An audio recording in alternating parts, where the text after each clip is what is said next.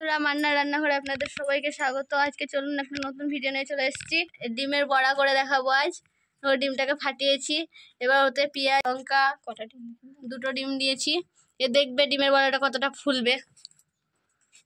কড়াই তেল দিয়ে দেখেন, দেখো ডিমটাকে ভেঙে নিলাম, আর একটাকেও ফাটিয়ে নিলাম, দিয়ে এটাকে ঘুটে দেবো। দেখো মা দিয়েছি, এইটুকু তেল দিলেই হয়ে যাবে। দেখবে যে ডিমের বড়াটা কতটা ফাঁপে আর ফোলে।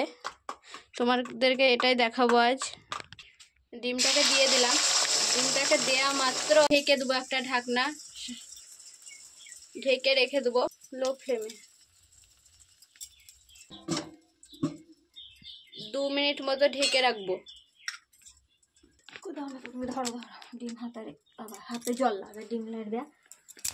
2 মিনিট হয়ে গেছে, এবার আমরা এটাকে খুলে দেখবো কতটা ফুলেছে। দেখো এবার এটাকে আমরা উল্টে দেব। হ্যাঁ, উল্টে দিলাম। এবার এটাকে আবার আমরা ঢেকে দেবো 2 মিনিট মতো, ভালোভাবে ফুলে উঠবে। ঢেকে রেখে দিলাম, এটাও 2 মিনিট মতো রেখে দেবো। খুলে দেখে নেবো এবার। দেখো কতটা ফুলেছে,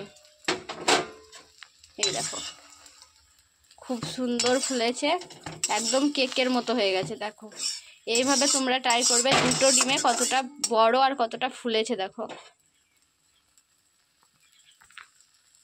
এটাকে এবার আমরা নামিয়ে নিব।